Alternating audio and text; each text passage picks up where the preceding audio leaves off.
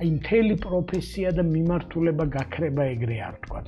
ეგრე ვთქვათ, რომ ექთანი ვერსია 2030 წელი სხვანაირი ტიპია, ვიდრე ექთანი 2025 და სხვანაირი ტიპია, ვიდრე ექთანი 2020. ოღონდ უფრო სწრაფად ვითარდება და ამიტომ უფრო დიდი გეპი იქნება შემდეგ 5 წელს ჟურნალისტი წარმოიდგინე დღევანდელი, რომელიც AI-ში ისე რა ერკვევა. რა ვიცი, მაგარ შარშია, იმიტომ რომ აი ფეიქია თუ ნამდვილია თუ რა ხდება საერთოდ, წარმოიდგინე რომ ტელევიზიაში რომ მუშაობ, იმის ნიუსრუმი იმუშავებს 10-ჯერ უფრო ჩქარა და შენი 10-ჯერ უფრო ნელა და ხვალ რომ მოგვიყები გუშინ და ამბობ, რა ვიღაც ყველა იტყვის რომ ეგ ვიცით და შენ ახალი არაფერი არ მოგვიღებ. ამიტომ სწრაფად უნდა ვაკეთოთ ეფექტურად, ადამიანის საჭიროება არსად არ წავალ, მაგრამ სხვანაირი გახდება, გადასხვანაირდება.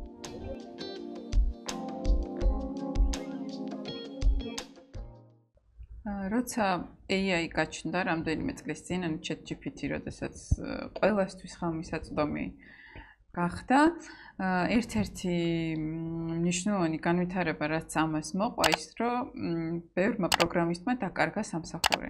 მაგალითად, კომპანიას თუ ყავდა თქვათ 5 პროგრამისტი, დატოვა მხოლოდ 2 და დანარჩენი საქმე გადააბარა ChatGPT-ს.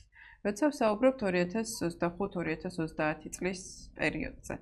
რა პროფესიები იქნება ყველაზე ნაკლებად მოთხოვნადი, კონკრეტული მაგალითები რომ ვთქვათ. კი ბატონო, ესე იგი, თვითონ რეპორტის კუთხით რო შევხედოთ, ამბობენ რომ საშუალო, ესე იგი, როგორი თემაა, ფრონტი ნებისმიერი ბიზნესის არ შემცირდება და გადაწყვეტილების მიმღებები და განმავითარებელი ხალხი არ შემცირდება და რაღაცნაირად აი შუა საქმეს ვინც აკეთებს, რომელიც არც customer facing არის, არც მნიშვნელოვან გადაწყვეტილებებს არ იღებს და გამოცდილებას და ინტუიციას, აი შუა გაიკრიფება ეგეთ გამოთქმა ხო არის, დაახლოებით რაღაცა ეგეთი ამბავი გამოდის, იმიტომ რომ ახლა პროგრამისტები რო ახსენე, ძალიან მნიშვნელოვანი ამბავია, რომ მაგალითად interfaces დიზაინი, user experiences დიზაინი ამბობენ რომ არ დაზარალდება, იმიტომ რომ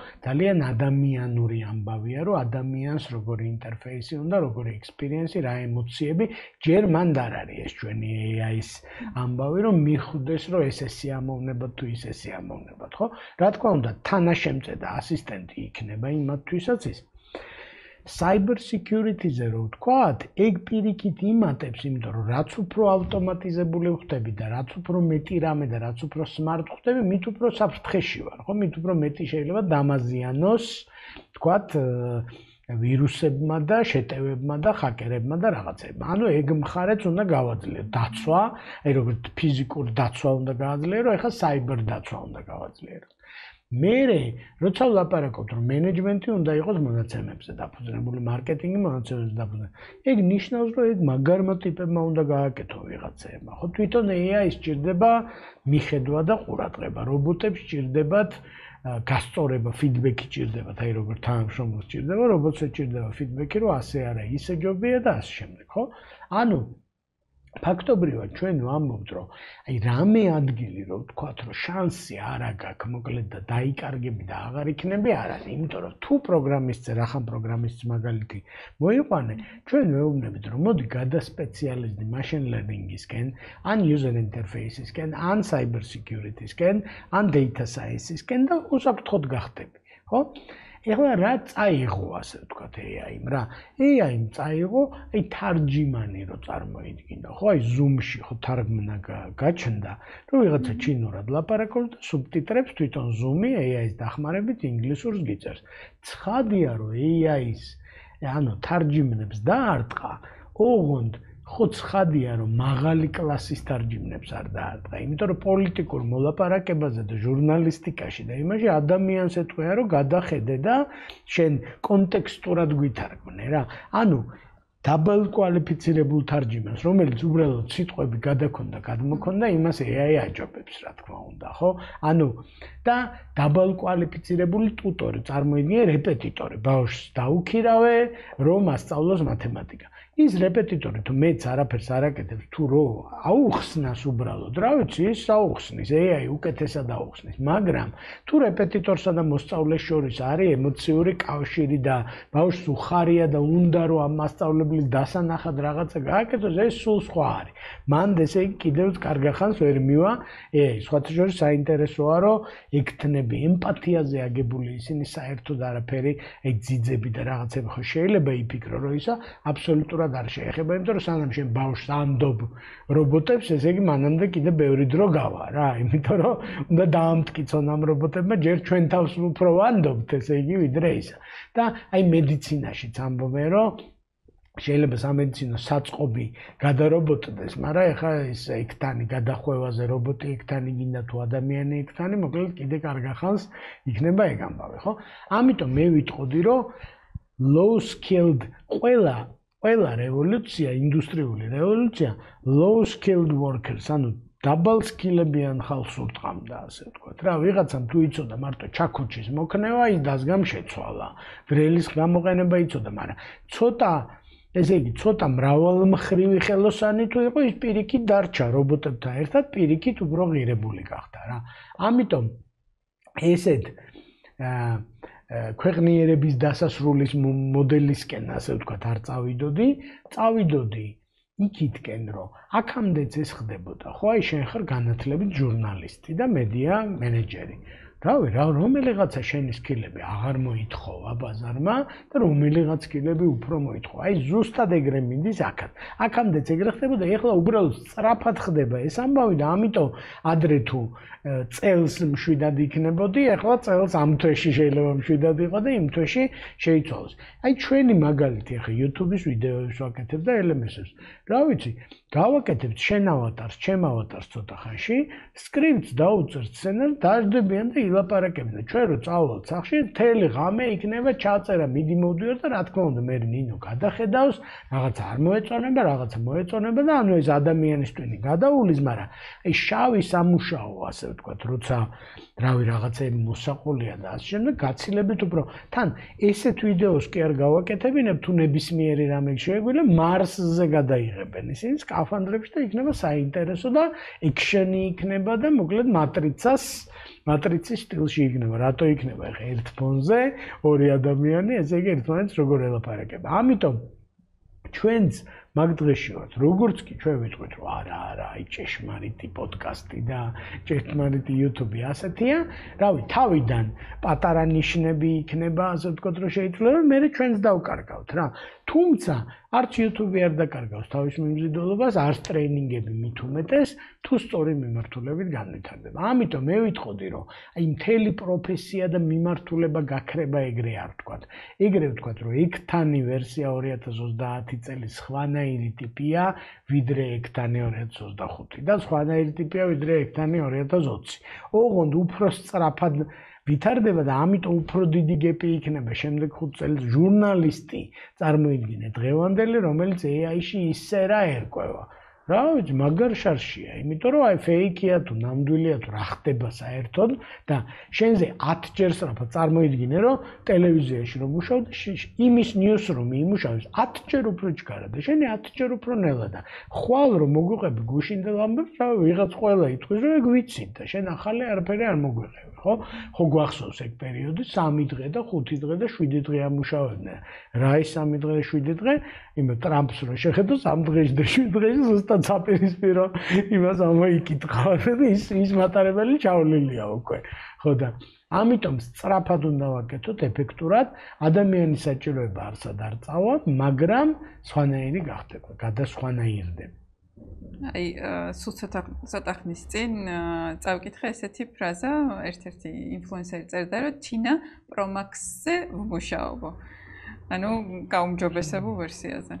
და აქვე მინდა რომ ჩაგეკითხო, რომელ უნარებზე უნდა ვიმუშაოთ, რა უნარები უნდა გავაუმჯობესოთ, რომ არ ჩამოვრჩეთ, ასე ვთქვათ, ამ განვითარებას.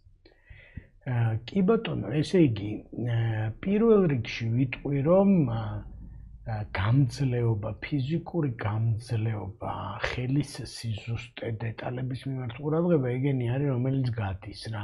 აი მაგას ეგრევე მიხვდები თქვა უნარების დიდი სია, იგივე ChatGPT-ს ვკითხოთ, რომ მოდი 100 უნარი მითხარი, ეგრევე მიხვდები, რომ რომელიღაცები ჩვენი აღარ არის, ასე ვთქვათ, რომ რა ის დეტალების მიმართ ყურადღება, ფიზიკური გამძლეობა და ამ შემდეგ, ხო?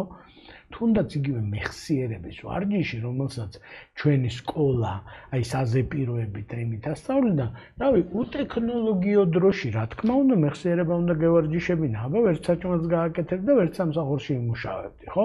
იმიტომ რომ სხვა არანაირი საშუალება არ იყო. ამიტომ ერთი რაც არის მნიშვნელოვანი არის, რომ რომელიღაც უნარები უბრალოდ აზრს კარგავს ცოტათი რა და ეგეც ხო ძალიან საინტერესოა, რომ რაღაცებს უნდა მოვეშოთ, უბრალოდ თავი უნდა დავანებოთ, ხო? და მაგაშიც არის რეპორტში ძალიან საინტერესო ლაპარაკი. ეხლა რა უნდა გავაძლიეროთ, რახან შენი შეკითხვა ეგრე იყო დასმული, მე ვიტყოდი, რომ სწავლის უნარი თვითონ ეგეც არის უნარი რა და აი ძალიან საინტერესო რაღაც წავიკითხე იმაზე, რომ კითხვა 2025 წელს პროფესიულზე იყო უფრო ლაპარაკი, ახლა მხატვრული ლიტერატურა სხვა მუღამი აქვს და იქ სხვა ის არის, ხო? პროფესიული ლიტერატურის კითხვა, შენ თუ ისე კითხულობ, როგორც კითხულობდი 5 წლის წინ, ალბათ მოგიძველდა კითხვის უნარი. შენ თუ ისე წერ, როგორც წერდი 5 წლის წინ, ალბათ მოგიძველდა. შენ თუ ისე ფიქრობ, როგორც ფიქრობ, შენ თუ ისე იმახსოვრებ და ნახე როგორ ფუნდამენტურ რაღაცებს, შენ თუ ისე საუბრობ, როგორც 5 წლის წინ საუბრობდი, მოგიძველდა საუბრის უნარი, იმიტომ რომ სხვანაირია, ხო? როგორც ფილმი შეცვალა სერიალმა, პატარა ეპიზოდებმა, ყურადღების სპენი ხანგრძლივობა შემცირდა, ხო ვიცით და რა ვიცი, ახლა ტრენინგებზე თუნდაც ახლა ჩვენ რო 2010-ში რომ მართვის აკადემია შევქმნი და მე 2005-დან სულ ვასწავლი, აი ისეთი გაწელილი იყო, რომ იმაში სალამი არ დამიმთავრებიაო ბაშია ჯუქში რო არის, ესე იგი გამარჯვებას უნდებოდით ერთი პირველი დღე. მერე ნახვამდის უნდებოდით ბოლო დღე. დღეს რო ეგრე იტრენერო, ესე იგი როგორც მაშინ ტრენერობდნენ, მოკლედ არაფრით არ გამოვა, იმიტომ რომ ხალხი იტყვის, რომ ნუ არ შეიძლება ახლა ამდენი დროის დახარჯვა რაღაცებზე არაფრით არ შეიძლება და ნელა ლაპარაკი და აი აჩქარებულ ვიდეოს მე საკუთარ ვიდეოებს აჩქარებულს ვუსმენ, იმიტომ რომ ნელა ლაპარაკობ ზოგადად ეგეთი ის მანერა მაქვს და მაგდენი დრო არავის არ აქვს, ესე იგი რომ მაგდენი ხანი უსმინოს, ხო? ამ ჩვენ ვიდეოსაც იმედია და ვიდეოებს აჩქარებულით უყურებენ, ხო? ანუ ძალიან საბაზოდაა რომ დავიწყოთ ინფორმაციის მიღება, ინფორმაციის გადაცემა, ეს არის ძალიან basic და დამუშავება და შენახვა, ხო? აი ჩაწერაა, ხო? აი ბევრს გვაქვს ჩვევა რომ ბლოკნოტში ან რაღაც ელექტრონულ იმაში ჩავიწეროთ. სულ იცვლება ისინი, ხო? ამასთანავე გქონდა შეხვედრა leadership-ის სელას იმისი, sister network-ების, მოკლედ რაღაცა ეხებოდა ფასილიტაციას, ტრენერობას, კონსულტაციებს, რაღაცას. და შემოვიდა ვიღაცა Zoom-ში და აწერია ნინო აბდალაძეს სიტყვაზე, ხო? და უი ნინო ახმაურდით რაღაცა რა კარგი არის.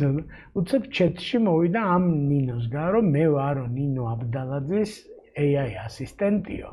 და ვერ ესწრებაო და ამ ბოდიში მოგიხადოთ და მე ვესწრებიო და დაუკონსპექტებო. და ეგეთი იყო 3 ადამიანის შემოსული. ხო და აი გამარჯობა შენი. და ვიღაცაებმა ესე იგი სერიოზულად ჩაფიქრდნენ, რომ აუ ეგეთი რამე თუ არსებობდა, უი არ ვიცოდი. ხო ვიღაცამ თქვა, რომ კი ვიცოდი, მაგრამ უი რა ჭკვიანურია, აბა.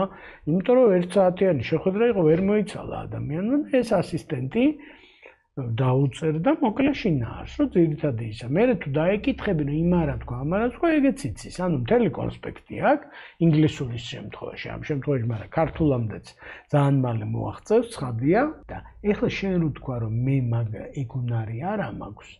რავი, არა გაქვს და იყავი, არის პასუხი რა. აი წერა კითხვა არ ვიცი, დაგუგლა არ ვიცი, კომპიუტერს ვერ ვიყენებ, ტელეფონს ვერ ვიყენებ, ფოტოები დამეკარგა, კონტაქტები დამეკარგა, ხო რა, ყველაფერი უბედურება მოგვშლია, ხო? ხო და აღარ გამოვა რა ეგრე, არასდროს შეიძლება ესე იგი და ამიტომ ერთი ინფორმაციის მიღება გაცემა, ეს გახდა გადაჯაჭვული digital skills და digital literacy დაარქვეს უკვე. ანუ წიგნიერება, წერა კითხვის ცოდნას ტოლფასეს, ასე ვთქვათ, ეს ციფრული ამბავი, ხო? და ამიტომ მოკლედ მაგ უნარებში მოქნილობა თვითონ ეჯილითი, ხო? ჩვენ მენტალური მოქნილობა ერთი არის, რომ შეგიძლია თუ არა ისწავლო და მეორე არის, რომ აღარ გინდა რაღაც მომენტში. რა, ჩემ გარშემო ხალხი მე 52 წლის გავხდები წელს და ჩემი ტოლი ხალხია და ჩემზე უფროსი მეგობრები მყავს მეტნაკლებად და ცოტათი ჩემზე უმცროსი და უკვე ძალიან ბევრი ადამიანი დაიღალა რა და მოკლედ არ მინდა რა მოდი გავიგე რომ არსებობს მაგრამ მოდი არ მინდა ხო და მედიცინა თუ წინ წავიდა და სიცოცხლის ხანგრძლივობა თუ გაგეზარდა და თუ არ შეხვედი მაგ განვითარებაში აი მე რა შვები ესე იგი აი რაღაცნაირად ამოვარდნილი შეიძლება დარჩე და ეს ჰარარის horror ვერსიებში useless ტიპები ჩნდებიან ადამიანები, რომელიც ვერ ჩაერთო ვერაფერში. მე ხა 90-იანებში ძალიან კარგად მახსოვს საბჭოთა კავშირის დანგრევის შემდეგ და იმ სოციალისტური ეკონომიკის ძალიან ბევრი ადამიანი, რომელიც ვერ გადაეწყო. უბრალოდ აი ელასტიურობა არ იყო, ტვინის ელასტიურობა, რომ თქვა კარგი სპეციალისტი იყო, გუშინ და ხვალ აღარ იყო კარგი სპეციალისტი. აი დაახლოებით ეგეთ ამბავში ვართ მე მგონი დღესაც რა. და ამიტომ აი ძალიან პრაქტიკულ სკილებზე შეგვიძლია უკვე კონკრეტული სპეციალობების ამბავში ვილაპარაკოთ, მაგრამ უფრო საბაზოზე როცა ვლაპარაკობთ, აი ეს digital literacy, სწავლის უნარი, მოქნილობა, ჯგუფში მუშაობა, იმიტომ რომ ეგეც შეუძლებელია ეს ეიჯენტებზე და AI-ზე რომ ვლაპარაკოთ. რავი, კითხვის ჩამოყალიბება თუ არ შეგიძლია და მე რაც გითხრეს, იმის გაგება, გააზრება, ოპონირება რაღაცეები ადამიანთან გაგიჭირდება და რავი, რობოტთანაც გაგიჭირდება. ანუ რა პრობლემაა, იგივე სკილებია, ეს კოლაბორაცია, რაღაცეები ძალიან აქტუალური, კიდევ უფრო აქტუალურია შეიძლება ვთქვათ, აი ამ ახალ რეალობაში.